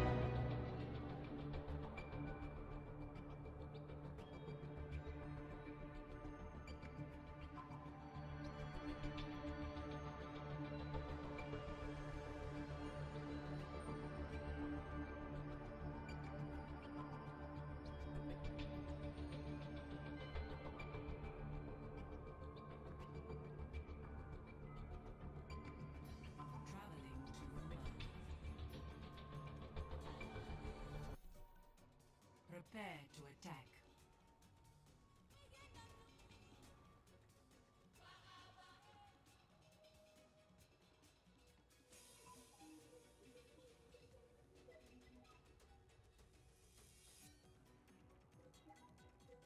Alrighty, we are back here with the Beat Overwatch Invitational, rolling right along. Is going to be on the Bonnie. This is actually our 5th map of the series. We played Hollywood. It was a draw, but Code7 now up 2 maps to 1 over C9, looking to turn things in their favor. And Hex, are you there? Yeah, I gotcha. It looks like Debit found a new microphone, so we're moving forward. As I guess he just has a drawer of microphones somewhere. Just grabbed a new one to replace it. So yeah, new Bonnie, Cloud9, Code7. As you mentioned, it is Code7's match point. They're going to be trying to take New Bonnie away from Cloud9. They are going to do so with the defense of Harblu on that Torbjorn, JKW on defensive Winston, Joe Meister will be playing Roadhog, Nicholas on Farah, Shake will play Mercy, and Torque on Soldier 76. Alrighty, meanwhile, taking a look here at the offense for C9 as they sub. It's going to be Sure 4 here on the 76, Kai on the offensive Roadhog, Grego on the Lucio, Adam on Mercy, Reaver on the Tracer, and Debit going to be on the Reinhardt. Yeah, so last time on offense, they were queued up on a single diva, now not running that same look, so it's not the bomb-in offense you generally see on New Bonnie. I think they're going to try to get Reaver to get in the back lines, open up some space up front, do a slow push either on stairs or left. Looks like they're going left. Yep, they're going left. They're not challenging the top here. Not going with the diva-powered offense where you really try and challenge the high ground directly, but instead, they're just going to snake their way around. They almost take out Harblu in the very beginning, but not to be, as Harblu, or Joe Meister actually manages to snag Grego. So this is already 6v5 in favor of Code7. Pretty good look from them. C9 going there to fight without their Lucio. So main way this goes well for them is if Kai's able to snag someone early on. They will be able to kill the Torb turret, so sort of like half a pick there. As Joe Meister goes down, Sure 4 able to land the picks he needs to. The Mercy boosted 76 doing work. Grego's about to be back in the fight, and now C9 turning things a little bit more in their favor as they have Reinhardt in the point. And at some point here, Code7's going to have to turn in, but look at this. The attack flies are already out from Sure 4, laying in the damage, gets the double kill. Sure 4 putting the team on his back here for this point, and C9 probably about to get this. Yeah, that could have and should have went all the way bad for C9. Losing your Lucio that early just based on some sloppy play from Debit, who was not getting the shield up in time. Joe Meister is going to come in late, dies, but yeah, they absolutely crushed that point, mostly off the back of Short 4. So we had a little bit of a sound issue there, but it is fully fixed. That everyone can hear you, everyone can hear the game sound. But yeah, I mean, after Sure 4, that was just... it worked out really, really well. And like you said, they had no business for it working that well. Lucio... you know, you look at that, usually when you lose a Lucio that early in the fight, it's never good. You lose your ability to heal off a lot of poke, you lose your speed burst, but C9 played it patiently and it worked out really well. Well, here is Harblu on his flank, as of course he is on Reaper. He tries to get back in there and there's nothing done. I think he got flashbanged out of that. Yeah, I think he got flashbanged. Harblu on the back off and immediately as Sure 4 continues the rampage, taking out Nicholas. He already has another attack visor up. And Sure 4 right now is a raid boss that Code7 needs to beat. He has been getting all sorts of value for C9. They do get the res up here for Code7. Well, this Farah is just going to get taken out of the air. The 76 by Sure 4, absolutely beastly. Reaver with the McCree support on the ground. And Code9 slowly but surely, see now I'm doing it. Cloud9 slowly but surely able to work their way through this Code7 squad and keep the payload moving. Yeah, Hardblue comes off of his Reaper, now he's on the defensive Winston. He's kind of not had the best games on his Winston here and there. I think that might have been one of the reasons that they had some struggles with him on the roster early on. He's really found his home on more DPS-oriented characters. Let's see what he's done here. That shot comes down from Debit, does not quite get what he's looking for. He's gonna charge all the way in anyways. He's on a ride, 2 kills here from C9 as they fall through. The res from Adam, and look at Surefour just peppering the defense here from the side. He's playing Duck Hunt right now while everyone else is playing Overwatch, just laying shot after shot into Code7. They are not dealing with Surefour at all right now, Hex. I mean, the games that Cloud9 has won tonight, he has played on a superhuman level, and whether it be on his Pharah or his Soldier 76, Surefour is putting C9 on his back. Well, C9 right now moving forward. They're setting an absolutely super fast-paced time here on Hollywood. They're moving it forward. And Surefour still has Tac Visor at the ready, so he will be able to pop this here in just a moment, as Code7 is just struggling to do anything to deal with the Soldier. You mean those kills earlier were actually him aiming? Crazy. That's a huge earth shatter. Comes out, does get 2 members of Code7 into it. Here comes Attack Visor from Surefour. Hardblue and Nicholas going to bite the Duster. Sorry, Joe Meister and Nicholas going to bite the Duster in the beginning. Shake falling in turn as well. And this is just, it's going from bad to worse right now for Code7. They do sound barrier after the res. They get right back into it. Adam going to go for a res of his own. And here comes Reaver, by the way, on the way in. Might have Deadeye on the menu in just a moment. As C9 just continues pouring on the pressure, and they don't have go here for Code7. It was a desperate sound barrier, but they had to do it. It was only going to be 4v6, and they actually looked like for a moment they were going to hold it back until that res came in really late from Adam, who was hiding, able to bring up all of his team. Now they're fighting on even terms here. I mean, this next fight should decide the game. I know Surefour already has Tac Visor up again. He's been laying in so much damage that he just keeps getting it up about every 30 seconds or so, or at least it feels like it's that swiftly. Of course, Mercy damage boost helping that along. Probably gonna lead the charge here on the Winston. Here comes the sound bear though from C9. C9 going for the counter engage, moving right in. JKW going down immediately. Down goes Nicholas. And again, everything going C9's way. Surefour makes it a double kill. The res comes in from the back. Shake going to pay the price. We'll see if Code7 can turn it in their favor now. They do go into the death as Nicholas gets a triple kill, forces out the res from Adam. Oh, they but Surefour's still up right now, X. Yeah, I mean, that's been the Surefour show for sure, as it were. Goodness, he's on another triple kill moving forward. Somebody kill him, please. Torque on the payload with the aid of Grego, and C9 keeping this moving forward. Yeah, they're getting some pressure in here now. They still have yet to deal with Surefour. Nicholas, though, does go on the back line on his Tracer. Finally, Surefour getting juggled in the back. This is how you deal with the raid boss. Keep him juggled for the infinite combo. Truly, Evo is this weekend. All right, well, after that, finally, Hardblue taking matters into his own hands, puts Surefour away hit after hit, and Code7 finally going to stabilize. I will say this to their credit, though. Even though Cloud9 was winning that fight, they weren't decisively wiping them out to the point they could easily push in. There was still a lot of time bought there from Code7. Yeah, I mean, definitely. They weren't getting wiped. They were kind of staggering in there at the end, allowed them to keep that defense up. Surefour switched off of the 76 at 100% on ult to go to his Pharah. Pharah fight taking over now. Nicholas right now looking for the mid-air, getting knocked right away. Surefour, of course, now in the Pharah, no longer the 76. Earth Shatter coming in from JKW, not getting what he wants. Debit, meanwhile, does get what he wants. The Earth Shatter takes out JKW. Surefour over the top, able to grab Nicholas. Effectively, double kill here for Surefour once more. Shake going to blow the res early on. Adam using the res as well. Adam, though, still alive to tell the tale. 3 kills here from C9.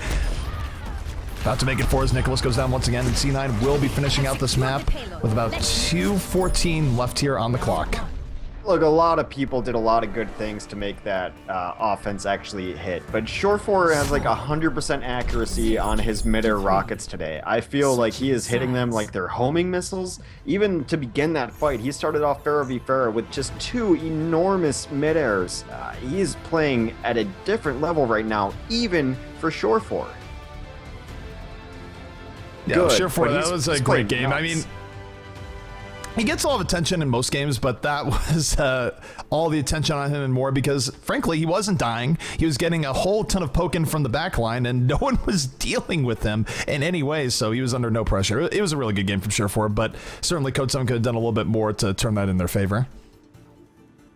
Yeah, I mean, I tend to agree with that as well. I mean, we'll see what they run here on defense. They are going to run Torque on the 76, Nicholas on Pharah, Shake on Mercy, Joe Meister will be playing Lucio, Harblue back on the Street Pig, and JKW on Reinhardt. So a very standard defense coming out. Nicholas just has to be, like, no matter what Surefour ran, if it was 76 or Pharah, he was just crushing Nicholas in their individual battles. So he's got to get it going if they want to try to deal with, as you've so aptly titled, the raid boss in Surefour.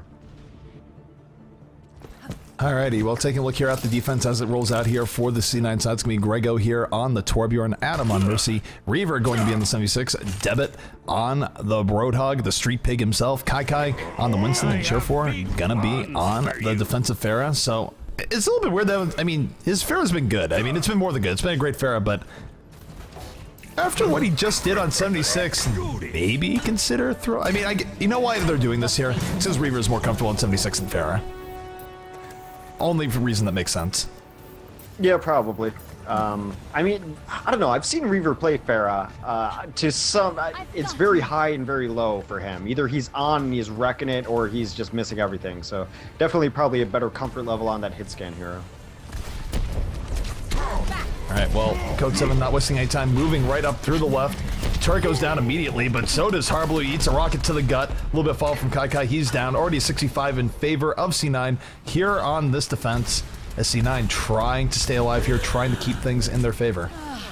This is definitely the new Nimbani approach. This is what we've seen all night. It's the first night we've seen kind of this attack angle and approach, where the whole team runs up left and goes in backside, rather than just kind of bombing in over the top with different heroes. So it's definitely something new happening on Nimbani here tonight. Oh my goodness, Surefour from downtown takes out Shake. Will delay the offense just that much more. Oh my goodness. He's feeling it. He's definitely feeling it. Well, offense, they're going to have to wait for Shake here for a moment to get back up. He is Guardian Angeling back in. Code7 going to hope for a different result as they move in. Shake with Nicholas, and Nicholas, no, public enemy number one. Surefour does land the first rocket. It is a damage-boosted rocket at that, so plus 150 damage. Surefour, though, turning the tide right away. Already able to take Harblue, but down he goes! A beautiful double mid-air by Nicholas to set that up. This opportunity here for Code7. The res is going to have to come up here from... No, Adam already used the res, so he's not going to be able to bring Surefour back up.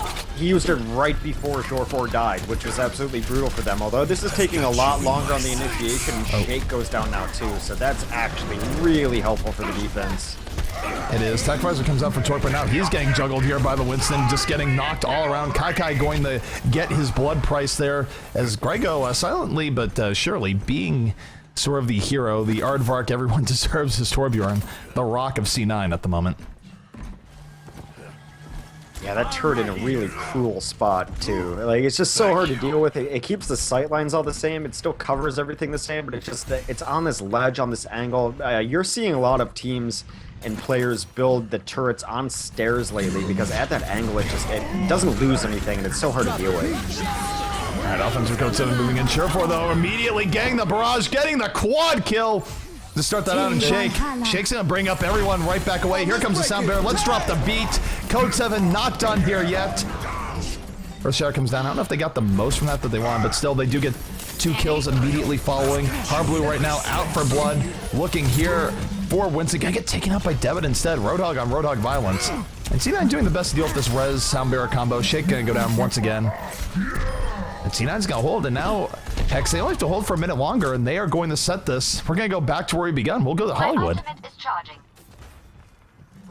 I mean, it makes the most sense. I would love to see this actually settled on Hollywood. I'm not a big fan of draws and ties and anything, so they are going to get one last-ditch effort here, though, as they start switching some things up. Torque is going to come up on the offensive Widow, which is probably their last best chance, get a couple early kills, and then Harblue also on this Reaper now. That's Torque right now looking for what he can get, or speed boost coming up here from the side of the offense. Down goes Reaver. Torque hitting pay dirt. Can he get another? Note that Adam does have the res, and he's just going to res up the farm right away. Kai probably got Primal Rage here as soon as he feels the need to. Goes in the Primal Rage mode, knocking people back, being a huge amount of disruption. Harblue going to get sent on a ride. Well, that's it for their last good pushes. Now, even if they, I don't even know if they're going to be able to stall this out. That's how long the walk is on Numbani. Nicholas might be able to get there, maybe stall it out, but this is all but over for Code7. I note that right now C9 is on the verge of a reverse sweep. If they're able to win this and come back on Hollywood, it would be huge. It would be one of the bigger comebacks I've seen. But they will be winning Numbani and Hex. We're going back to where it all began. We are going right back to Hollywood, and we're gonna settle that draw. Good. Let's just pretend the draw didn't happen. I'm just not a fan of ties in really any sport. I'm a fan of seeing a winner crowned and a loser walk away shamed. And yeah, let's definitely head back to Hollywood. Should be good. I don't think we're gonna draw again, as that's how rare it is. But who would have thought? Perfect. This has been a great set between these two. I mean, God, can you think back just like a couple weeks ago? You'd say like, well, clearly, I mean, I'll be surprised if Cloud9 doesn't sweep, and just how much better Code7's gotten and how much to Earth. I mean, which one do you think it is more so, actually? Do you think Code7's gotten this much better, or do you think Cloud9's fallen this far back? I mean, I know it's both, but which one do you think? We overuse the phrase a little bit column A, a little bit column B. I feel like, I don't know, I actually think it's pretty even. I feel like Code7 has taken several major step-ups, but C9's definitely taken steps back. I feel like they have some games where everyone is working at a high level, including Surefour, and then there's some games where it feels like it's Surefour versus the world. I don't really know. I feel like C9 as a team has definitely taken a step back, and Code7 has taken a step forward. So if there's 2 steps of difference between Code7 and C9 in the past, that's where it is right now. They're meeting in the middle. Fair enough. I think actually, and I actually just changed my mind before I said this, I think it's probably that Code7 has gotten that much better, because I think if Cloud9 had taken all these steps back, they'd be losing more often to more teams. And really, I mean, it might be even a little overblown, how bad Cloud9 has been playing lately. They've really been only losing to like Envious and NG Red and Code7, which are all very good teams. So it's not like they're losing to teams that we've never heard of yet. Yeah, I mean, I wouldn't say C9 has been playing bad or anything, but they haven't been an unstoppable juggernaut either, where there was a point where they would easily dispatch, say, Code7, NG Red, and both these teams have gotten improved heavily. I just think it's one of those things where it required a little bit of a regression on C9's part to really make this happen, but C9, it feels like you can see 2 different teams. It's C9 we've seen in the last 2 maps has been much stronger than the 2 maps that they lost. Straight up. So if the good C9 shows up, they are dominant, they will be a threat to any team. If the C9 shows up that's a little bit lacking in one area or another, they can drop series to teams like Code7. Going into Hollywood for the second time here tonight, I don't know what to expect. It really depends on what C9 shows up. Okay, I'm conversing with our admins. We're trying to decide what happens if we go to another draw. I don't think it's going to happen, but I think since it's the rules that we just have like a discretionary policy that we get to, the admins can always just say whatever, and those are the rules. That should be a caveat actually in every rule set. We'll probably go to a King of the Hill. I don't think it's going to happen, so I'm not really too concerned about it right now. We are readying up. We're going back to Hollywood where we started this set. Both teams were able to hold first point defense. We had a draw. Then Code7 1-2, then Cloud9 took it back. It's tied 2-2 in the set right now. The winner of this set, either Code7 or Cloud9, will face Envious in the grand finals, best of 7. Of course, then you get into the interesting debate here where this has been a long set between these 2 teams. Effectively, it's a 5-map series that is going to, in a sense, a 6th map, just because the first map was a draw. Now you wonder, is that fatiguing the 2 teams, or is that going to give them good practice, warm them up before going to Envy? 2 schools of thought there.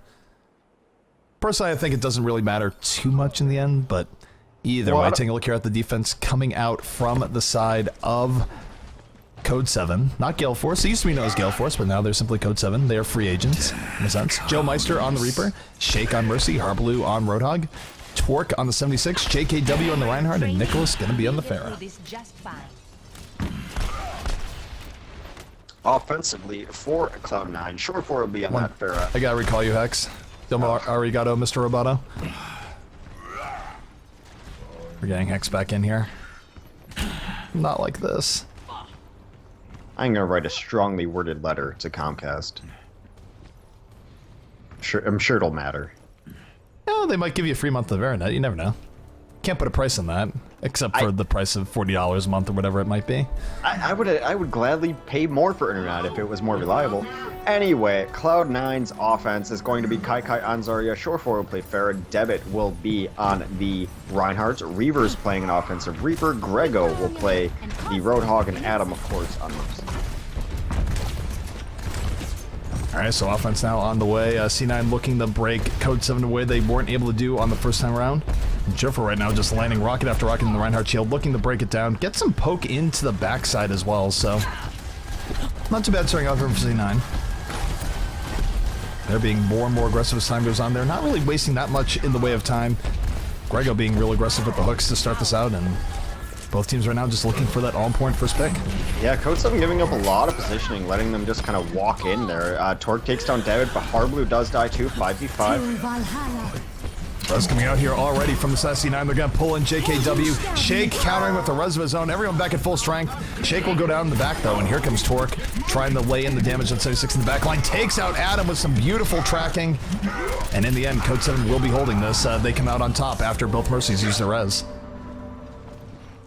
Yeah, that looked really good for Cloud9 initially. I think the res might have been a little too early. They only brought one up with it, trying to keep that tempo up and that push going, but the res did bring up 3 back for Code7, so they got more value out of it, able to win that fight post-res, as you mentioned. Now Cloud9's coming right back in. Oh my goodness, Share4 comes in over the top, immediately gets a kill on the Torque. JKW goes down as well. Shake is nowhere close to having res. He's not going to be able to res the Fallen as Nicholas about to go down. The mid-air shots are real. Here comes Barrage over the top. Down goes Shake. And Hex, we are not going to be stalled out here on first point yet again. C9 is going to get this payload moving. So extremely unlikely that we'll have a draw moving forward is what that fight means. Cloud9 with a very aggressive position. They are trying to camp second spawns right now. They chased out Nicholas, who was on that Pharah. They didn't get the kill there, but they're already holding very forward on second roof with a damage boosted Pharah. So they have got a lot going for him. Reaper's trying to get some damage in on his Reaper. Here comes Torque. It blows attack flash and tries to clean up the rooftops. Does aid in killing 3 people there, including Adam. Adam's going to be down.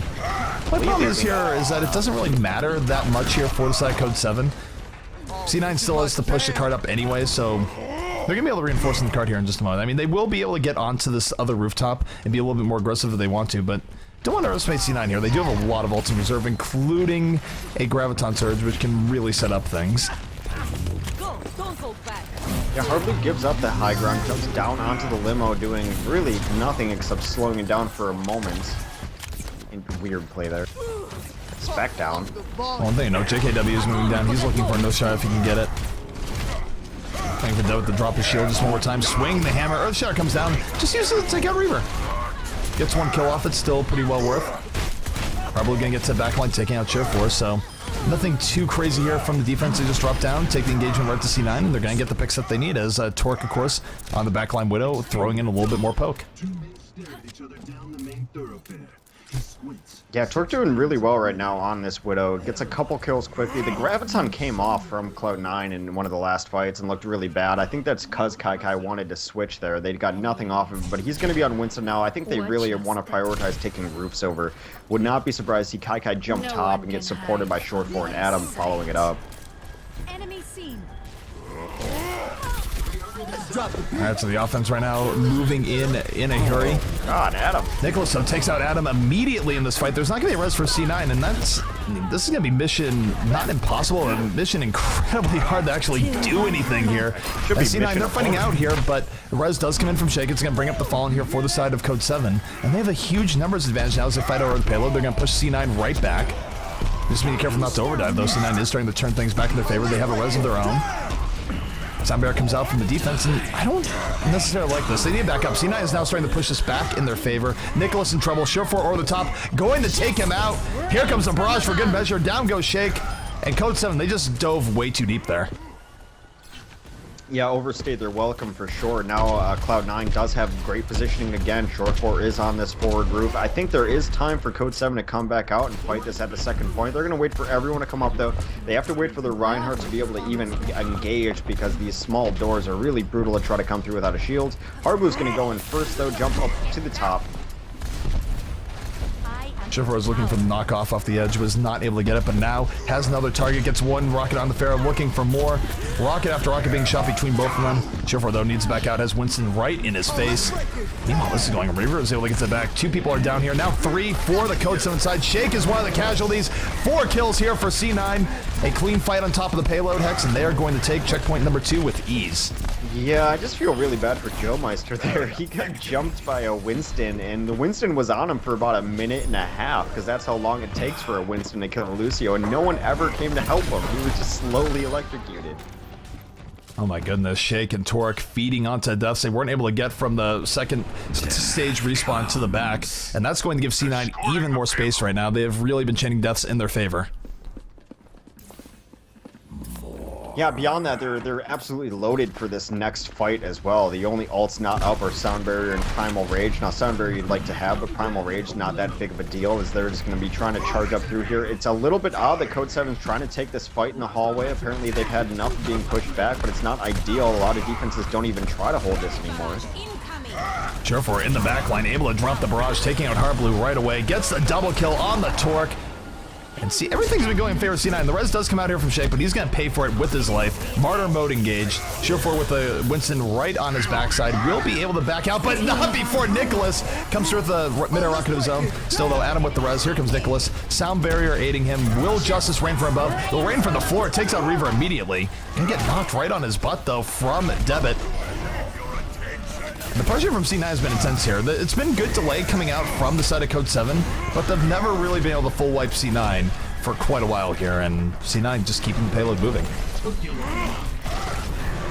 Yeah, they're jumping back on it. I just don't think they need to fight in there. Torque has had a big play there, takes down Grego and Reaver. I mean, it's been him and Nicholas really just having huge plays that have saved this map for him. Yeah, Torque is able to get that back, does get the double kill. Turning in his favor, takes out Kai. Torque really being the hero right now for Code7, getting kill after kill, set everything up with the Death Blossom to begin with, has the other Reaper on the ropes, so this team fight pretty much all Torque is going to force C9 back, and it's going to buy Code7 a lot of very valuable time. You look at the overall time here, they only have to defend for about another minute 50, so even though this game has felt incredibly one-sided, the defense has not been without its pain for the offense. They've been making them fight for every inch. It's been the TJOs for sure. Like every time it's like everything's going for Cloud9, but, and it's because one of them gets 2 or 3 kills, that it really just kind of keeps things alive for Code7. Surefour able to get the mid-air rocket there. 2 kills here in favor of C9. Rez is going to have to come out from Shake here sooner rather than later. Will be bringing up 3 people back into the fray. Adam will have a Rez up soon himself. Here comes the barrage from Surefour, cleaning up those who are just Rez. A double kill for Surefour, moving to the back line. Now has Shake in his sights. Meanwhile, Adam still has Rez. He hasn't had to use it this entire time. Shake's going to go down. And this game should be over soon as C9 in the driver's seat. Only Winston up and available to stall. But the stall will buy up the defensive time to come out here with Divas and all the rest to really make it a longer stall. As I look at Shake, no longer a Mercy on a Diva. So here it comes, X. The stalling force is out and ready. Yeah, I mean, it's supposed to stall. Maybe if they can get a kill or 2, they can pull it all the way back. They do have 2 tanks alive on the card, but it is generally just to stall this out as much as possible, put a longer time on the clock. It does get capped out with 42 seconds left. A time of 8:18, I believe, for the offense. Your math is not incorrect, so 8:18 will be the time. And for Code7, I mean, on the bright side, this is beatable. On the downside, the last time they played against C9, C9 had the full hold, of course. Same could be said for C9. So for C9, if they can just get a really long hold on point A and then stall them out a few times in the streets phase, that could be all they need here going forward. Will be easier said than done, and honestly, I don't even know who the favorite going to. So you can make an argument for Code7, you can make an argument for Cloud9. Either way, one of these 2 teams will be moving on. It's incredibly unlikely that we'll get another draw. Yeah, incredibly unlikely is putting it mildly. I would be stunned if we do, so we'll see. It is all comes down to this. The winner does move on to face Envious in the grand finals. And really kind of just, I guess, take second spot in NA. It's been so back and forth between all these teams. I think it's kind of like a three-way tie going into second spot, really, with all the teams that we've seen tonight for the most part. But on the defense of Cloud9, on the red team, it is going to be Debit on Reinhardt. Reaver will play Reaper. Short4 on Soldier 76. He'll likely be rocking the cafe. He's already knocked down all the railings. Adam will play Mercy. Grego will be Lucio. Kai flexing onto Zarya. Don't think this is All right, meanwhile, taking a look here at the offense as it comes out here from the side of the one and only Code7. It's going to be Joe Meister here on the Lucio. Harblue on the Roadhog. JKW faking us all out, about to go on the Reinhardt, but he's showing Bastion for now. Torque going to be on the Zarya. Shake on Mercy, and Nicholas going to be on the Pharah. It's always the Reinhardt mains, like, getting cheeky, like, thinking, like, oh, I'm gonna trick them. And it's like, no, clearly you're not. You're always on Reinhardt. You're not fooling anyone. Now, if it's like a DPS or a flex on a Torb or a Basher, we're like, oh, maybe this will happen. But JKW, we know you're Reinhardt. It's okay, man. All right, so Code7 moving forward in a hurry. Nicholas going to be taking up the Pharah role right now, laying the rockets in the C9. I'll note, by the way, Share4 not on a defensive Pharah here, is on this defensive 76. Not looking to win any aerial battle, just looking to shoot other Pharahs out of the sky. I'm with you. Yeah, they're taking this high ground here. Now they speed boost, but don't go in on it. That was a little weird from Code7. Code7 just taking their time right now. JKW, though, is going to get around to the point. They've already lost Harblue, though, so it's already a 6v5. Share4 not under pressure in the cafe, able to land and poke, not getting as much value from it as you might expect, but JKW will go down, and now Joe Meister eating all sorts of damage, and Code7 just gonna have to back out.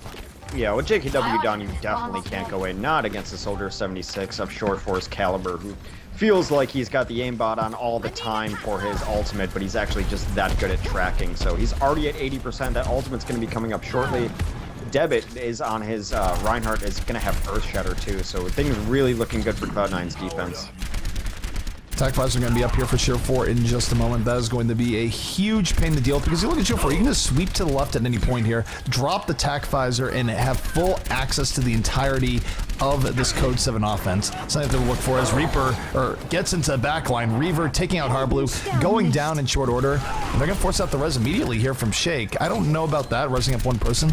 As long as Adam doesn't die, C9 is in a great position here as they continue defending this. Yeah, they continue to stockpile ultimates as well, as Kai now has his Graviton too, which I imagine will be coming in momentarily if they even need it. Well, Tech Visor and Soundbearer coming out here from the C9 defense there, moving in, being aggressive. Share4 able to pick up 2 kills, moving forward. JKW gonna bite the dust as well. And C9 now a mere 2 minutes away from another Hollywood first point hold. That would mean that they defeat Code7 and move on to the grand finals. So, and also it'd be a reverse sweep. However, take a look at Code7, Hex. They are loaded for Baron ultimates. They have just about everything up, and Mercy will have her ult up in mode. So effectively, everything up now for Code7. Yeah, if this combo. If this push doesn't work, they're going to be switching heroes for sure. They do get Graviton initially on the way in, take a ton of damage. JKW does hit his Earth Shatter afterwards.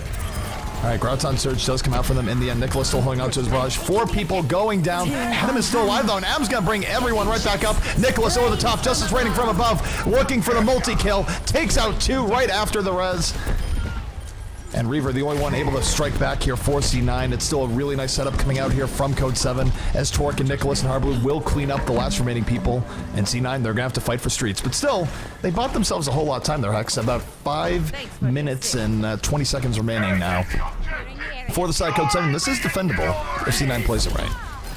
Yeah, Harblue gets in really early, though, takes Grego, who is trying to take the elevator up the stairs. Kai the only one on first roof. He's going to back down to second, so a good start for this fight for Code7. Torque does switch onto the offensive Widow as well. Yep, Torque looking for the early pickoffs if he can get them. No Widowmaker coming out here from the side of C9. They're just going to keep Reaver on the Reaper, at least until he uses Death Blossom. And they're moving forward. They're taking the more aggressive position here on the more forward rooftop. And oh no, Harblue finds Reaver, takes him out. What a pickoff. Good game sense coming out there, and they force Adam to use his res very early. They want Reaver back up and fight. Death Blossom though comes up in the back line. Reaver picking up 2 of the Resurrection, giving them what they want on the side of C9. They're going to pop the Death Blossom as well. And Harblue, not long for this roll, taken out by Reaver. That's a triple kill for Reaver. Good on his supports and ran back up. But JKW going to end that with a well-timed shoulder charge. You just don't expect Harblue to be there. Why was he there? And then you get hooked and you get killed. But the fight definitely turning in favor of Code7 now as Joe Meister and Nicholas tack on. They take down Adam and Debit. Nothing in the way of this cart right now. In fact, they should actually back up. They all are going to go back towards spawn and wait for everyone to be able to initiate here. They don't want to get picked off late. It's a smart choice, but not a choice you like making. Well, here's the thing for C9. C9 needs to get at least one more wipe here in the streets phase. I am not going to feel good about their chances if they lose this here with over 3.5 minutes remaining. So they're moving in. Surefour looking for the pick over the top. Gonna find Nicholas is rocking instead, is immediately taken out. Adam goes down as well. Justice raining from above. What a disaster right now for C9. That could not have gone any better for Code7. And Hex, they have 3.5 minutes to go from second to last. This is now officially, I'm not gonna say panic time here for C9, but they're not feeling good about things either. It might be picnic time. Harblue is just wrecking them. He's getting the most important kills. He's took down Reaver when he had Death Blossom. He's took down Adam the last couple times in a row too. You have to stop this man and his hooks. He's been wrecking them. Everything has gone as perfectly as you could want for Code7 in the last 2 minutes.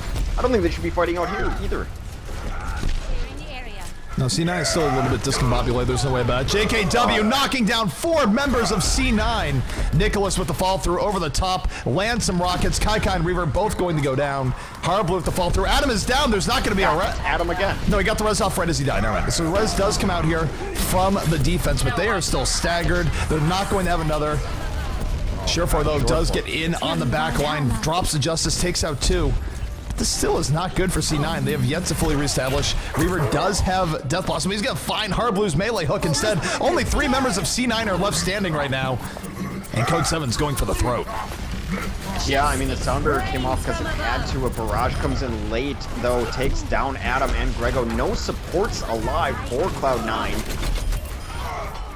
Look at Surefour, though. Surefour's on the Tracer, has the double kill. Tracer, the trump card of Surefour, going to go down. Here comes Reaver, though, with the Death Blossom, takes out 2. Will be a last-second hold here from Reaver. It will be. He completes the triple kill. Oh, my goodness. It's been an up-and-down day for Reaver, but that was clutch. Yeah, it was down as few as like 30 seconds earlier when he died yet again on Reaper, but he just completely redeemed himself there. The Death Blossom cleaning up. He also probably could have lost that game for him too if he doesn't get that 3rd kill, taking down the Pharah 1v1. And Reaper 1v1 versus Pharah is not easy to win. He does. He stabilizes for Cloud9, at least for the moment.